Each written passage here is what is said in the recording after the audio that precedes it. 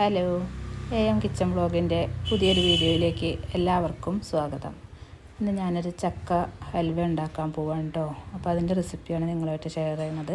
നല്ല പഴുത്ത ചക്കയാണ് കിട്ടിയത്. ഇപ്പോൾ എന്താണെന്നറിയില്ല, ചക്കട ഉണ്ടാക്കിയ വലിയ ചിലവില്ല വീട്ടിൽ. അപ്പോൾ ഇന്നത്തെ ചക്ക ഹൽവ ആക്കാമെന്ന് കരുതി. നല്ല പഴുത്ത ചക്ക. അപ്പോൾ അതിലേക്ക് ഞാൻ ശർക്കര ഒന്ന് പാനിയാക്കി എടുത്തതാണ്. ഇനിയിപ്പോൾ നമുക്ക് ഈ ചക്ക ഒന്ന് അരച്ചെടുക്കണം. അപ്പോൾ ഞാൻ ശർക്കര പാനി ചേർത്തിട്ടാണ് ചക്ക അരച്ചെടുക്കുന്നത്. ഒന്ന് ലൂസായി കിട്ടിയാൽ പെട്ടെന്ന് തന്നെ അരച്ചെടുക്കാം. അപ്പോൾ ഇതൊന്ന് അരച്ചെടുക്കട്ടെ. അതിലേക്ക് ഞാനൊരു 8-10 ഏലക്കായും കൂടെ ചേർക്കുന്നുണ്ട്. അരച്ചെടുക്കുമ്പോൾ നമ്മുടെ ആദ്യത്തെ ബാച്ച് ഞാനിവിടെ റെഡിയാക്കി എടുത്തിട്ടുണ്ട്.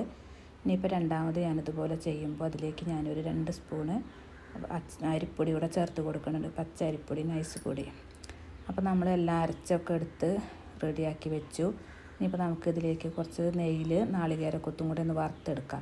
അപ്പോൾ അത് ഇടയ്ക്കിടയ്ക്ക് ഇങ്ങനെ കടിക്കുമ്പോൾ ഒരു രസമാണല്ലോ, അതിന് വേണ്ടിയിട്ട്. അപ്പോൾ അത് നാളികേരക്കൊത്തൊക്കെ നന്നായിട്ട് തന്നെ മൂത്ത് വന്നിട്ടുണ്ട്. അതിൻ്റെ ആ കളറൊക്കെ ഒന്ന് മാറി ഒരു ബ്രൗൺ കളറായി. ഇനിയിപ്പോൾ നമുക്കിതിലേക്ക് ഒരു ലേശം അണ്ടിപ്പരിപ്പും കൂടെ ചേർത്ത് കൊടുക്കുക. അണ്ടിപ്പരിപ്പ് ലേശമാകുമെന്ന് വേണ്ട, കൂടുതലായാലും കുഴപ്പമില്ല, ഉള്ളതിനനുസരിച്ച് ചേർക്കാം. അപ്പോൾ അതുമൊക്കെ വറുത്തെടുത്ത് ഞാൻ നമ്മുടെ ഈ ചക്കക്കൂട്ടിലേക്ക് ചേർത്തത് നന്നായിട്ടൊന്ന് ഇളക്കി കൊടുത്തു. പിന്നെ ഞാൻ ആ മിക്സിയുടെ ജാറും ഒന്ന് കഴുകി ഒരു ലേശം വെള്ളം കൂടെ ഇതിലേക്ക് ചേർത്ത് കൊടുത്തിട്ടുണ്ടായിരുന്നു കേട്ടോ. അപ്പോൾ ഇനി നമുക്കിത് അടുപ്പത്ത് വെച്ച് നന്നായിട്ടിത് ഒന്ന് വരട്ടിയെടുക്കാം. നമ്മുടെ ഈ പാനിൽ നിന്ന് ഇത് വിട്ട് വരുന്ന രീതിയിൽ അതാണ് ഇതിൻ്റെ ഒരു പരുവം. അപ്പോൾ അതുവരെ നമുക്കിത് നന്നായിട്ട് തന്നെ ഒന്ന് ഇളക്കി യോജിപ്പിച്ച് വരട്ടിയെടുക്കാം. അത്യാവശ്യം ഞാനിത് ഒരു 3/4 മണിക്കൂറിൻ്റെ അടുത്ത് അടുപ്പത്ത് വെച്ച് വരട്ടിയെടുത്തിട്ടുണ്ട്. പിന്നെ നമുക്ക് അത്രയൊന്നും വീഡിയോ ഇടാൻ പറ്റില്ലല്ലോ. അപ്പോൾ ഞാൻ അതൊക്കെ ഒന്ന് എഡിറ്റ് ചെയ്ത് പാകമാക്കി എടുത്തിട്ടാണ് ഈ 4 മിനിറ്റിൽ വീഡിയോ തീർത്തത്. അപ്പോൾ അതിൻ്റെയൊക്കെ ഒരു ഏകദേശം ഒരു ഫൈനൽ സ്റ്റേജിലേക്കൊക്കെ എത്തിയിട്ടുണ്ട്. ഇതൊന്നും പോരാ, ഇനിയും വേണം നന്നായിട്ട് തന്നെ ഇതാക്കി എടുക്കാൻ. ഇടയ്ക്കിടയ്ക്ക് നന്നായിട്ട് നെയ്യ് ഒഴിച്ച് കൊടുക്കണം. ഇത് നെയ്യ് ലേശം കുറവാണ് എനിക്ക് തോന്നി. എന്താണെന്ന് വെച്ചാൽ നെയ്യ് കുറവായിരുന്നു. അപ്പോൾ കുറച്ചും കൂടെയൊക്കെ നെയ്യ് ആവാം, ഇതിൽ കുറച്ച് കുറവാണ്.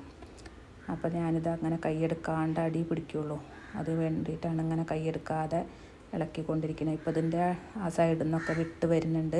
അപ്പോൾ നിങ്ങൾക്ക് കാണാൻ പറ്റുമല്ലോ.